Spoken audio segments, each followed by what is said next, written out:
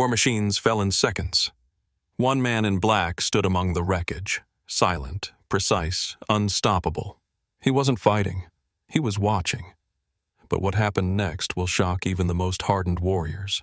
But first, let's go back to the beginning. The silence hung like a noose around the bridge of the Talon's fang. Not the stillness of victory, nor the tactical quiet that followed a clean execution, but the heavy, suffocating quiet of disbelief. Commander Razek stared through the forward viewport, mandibles rigid, as the charred remains of his landing forces smoldered in the ravine below. Flames flickered against twisted wreckage. War beasts reduced to blackened husks, their armor peeled open like fruit by something far more precise than brute force. Tactical drones, supposedly impervious to primitive EM interference, had been swatted from the sky mid-transmission. Every optical feed terminated in static or silence. There were no final messages, no desperate calls for reinforcements. Just absence. "Report," he growled, his voice scraping like stone over metal. The analyst's voice wavered as he obeyed. All 12 assault units neutralized in less than 50 minutes. No distress signals logged, no satellite uplinks breached. We've triangulated some heat signatures near the strike zone, but nothing matches known weapon discharges. No enemy transmissions? None, Commander. Human frequencies are dormant. Not even civilian panics. It's as if they didn't even notice. That was impossible. Their descent alone should have rattled the tectonic plates. The Talon's fang broadcast in 3 ultraviolet spectrums, its gravitic wake alone toppling cliff systems. Entire herds of organic resistance had fallen before even seeing a Zalveth soldier. And yet, here they stood, humbled, silent, watching the battlefield below like wide-eyed cadets. Razek paced slowly, each step reverberating through the deck plating. His claws clicked in rhythm, sharp and deliberate. The walkers were Echelon 7, reinforced chassis, repeater cannons with smart rotor overrides. They could have torn through bunkers built into moons.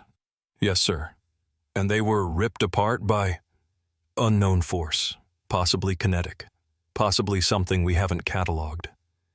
He turned sharply, staring into the younger officer's flickering lenses. No, not unknown. That implies mystery.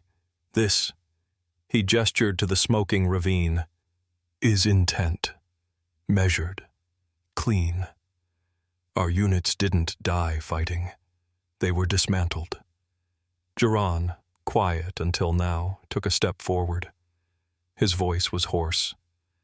Commander, the formations of the fallen, they weren't retreating. They were circling something, as if trying to contain it. One hostile, Razek snapped.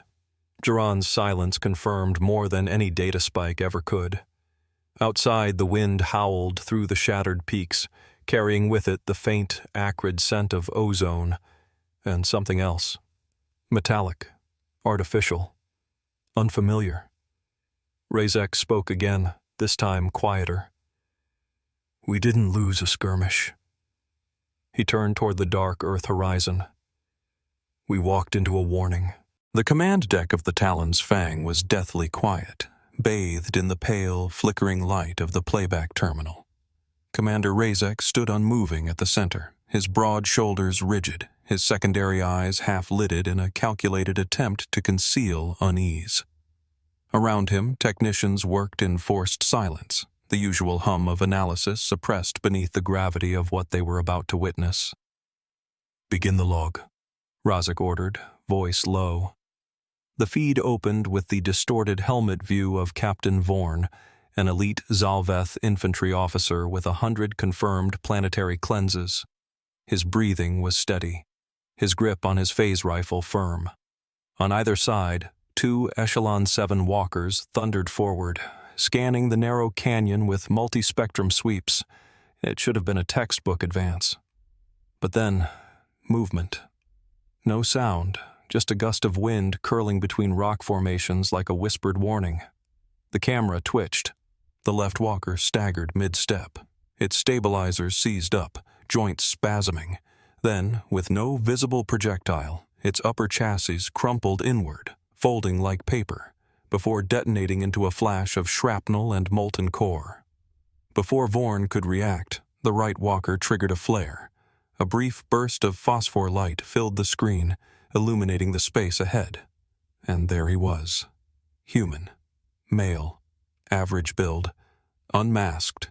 No powered armor. No HUD overlay.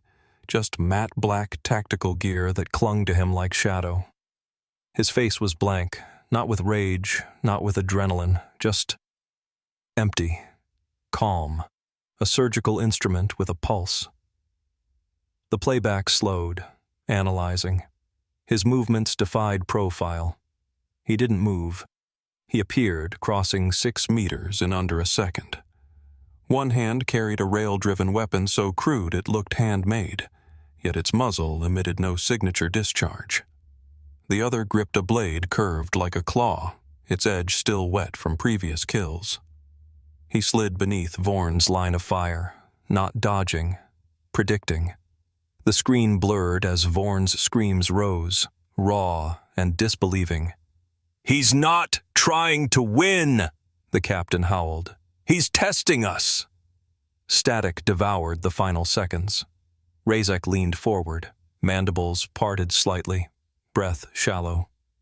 Rewind. Pause. There.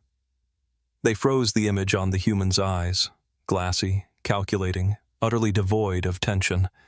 The analyst's voice was brittle as ice. Single hostile. Estimated engagement. 12 squads. 0 survivors. No comms breached.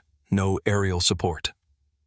Jiran stepped back from the screen, whispering, "He didn't fight like he had something to prove."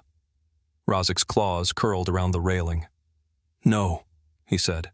"He fought like he already knew the outcome." The atmosphere aboard the Talon's Fang had shifted, subtly, irreversibly. Gone was the crackling tension of battle preparation, replaced instead by a sterile, suffocating dread. The hum of consoles, the flicker of status lights, everything felt too loud now, too artificial in the shadow of what they had seen. Commander Razek sat alone at the center of the command deck's war chamber, the polished obsidian table around him reflecting the dull red of the encrypted broadcast. A symbol pulsed on the central holoscreen, a broken circle encasing a human skull surrounded by concentric rings. Project Odin. The moment the seal cracked open, Razek felt his breath catch in his throat. The briefing unfolded in brutal, clinical language, each line a blade of cold fact. Project Odin, classified, eyes only. Designation, Human Recon Operatives, Tier 0. Profile, psychologically engineered from childhood for tactical disassociation and adaptive aggression. Subjects undergo neural fission therapy, bonding with non-sentient combat AI via cranial mesh. No emotional encoding, no loyalty markers. Status, non-deniable assets, disavowed by all Terran command structures. Deployment protocols. Operate independently beyond known borders. Penetrate enemy strongholds without support. Record and analyze hostile response variables. Ensure minimal evidence of presence. Leave survivors for psychological decay. The screen pulsed once, then faded to black. Silence returned. Jiran, standing just behind, exhaled slowly. "They're ghosts." "No," Razek corrected, voice low, metallic. "They're scalpel blades, buried deep, left to fester." He turned, meeting Jiran's wide, stunned eyes. "You saw what he did. He didn't come to fight us. He came to watch us bleed, to record our reflexes, our doctrine, our cohesion under chaos. And he left us alive," Jiran whispered. "No," Razek said. "He let us live." A distinction, a calculated act, a message. Jiran stepped forward, accessing the threat grid.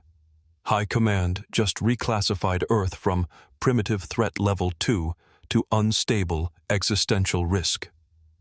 Rozek gave no reaction. His gaze had fixed on the stars beyond the viewport, on that fragile blue dot spinning alone in the void. He'd razed cities, broken worlds, but never, never had he seen an enemy that attacked not the body, but the mind, that wielded fear as a primary weapon. "We misjudged them," he said at last. "We saw chaos. What we missed was the pattern underneath." Jiran swallowed. "Then what is the pattern?" Rozek didn't blink.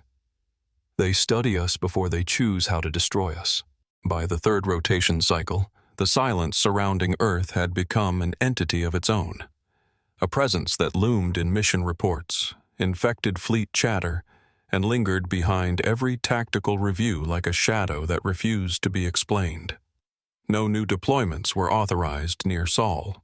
Patrol vectors subtly reoriented, supply chains rerouted, entire war regiments reassigned under vague restructuring orders. Yet no one said the word retreat. Not officially. Not yet. Rumors had done what artillery couldn't, unraveled the certainty of conquest. Rozek read them all. Entire battalions reportedly found intact but dead-eyed, their bioscans normal, their minds broken. Recon scouts spoke of drones simply turning midair and descending into the ocean, their fail-safes overwritten by something without even a ripple on their encryption layers. Some claimed to see flickers of human figures in impossible places, inside sealed cargo holds, across the hulls of ships accelerating at light escape velocity, even deep within sterile command centers. No alarms, no breaches, just watchers. It was madness, and yet it spread with the precision of a pathogen. When Rozek was summoned by the Emissary Council, the chamber was colder than he remembered. 12 emissaries sat cloaked in neutral gold, their translucent veils glowing softly with cranial data feeds.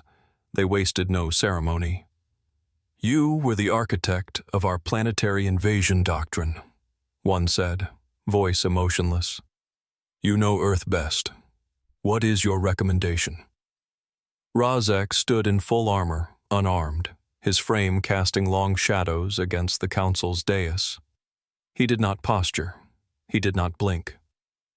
"Do not invade Earth," he said. There was a pause, but not of surprise, of discomfort. Another voice. "You propose retreat, in response to a single human." "No," Rozek replied. "I propose retreat because it was only one. One scout, one test. And we failed." He let the silence grow teeth. "Imagine what happens when they send 10, or 100, or none at all, because the data they've gathered is enough to collapse our entire tactical model without lifting a finger. What we mistook for simplicity was refinement. What we assumed was primitive was practice." There were no further questions. That day, the map changed. Quietly, Earth's tactical color shifted from amber to red, not hostile, not contested, just one word, rendered in silence and certainty: untouchable. And in all the noise of the galaxy, battle cries, diplomatic static, intelligence briefings, Earth said nothing. No declaration, no answer. They didn't have to. One man had already spoken in the clearest language war understands: mastery without mercy.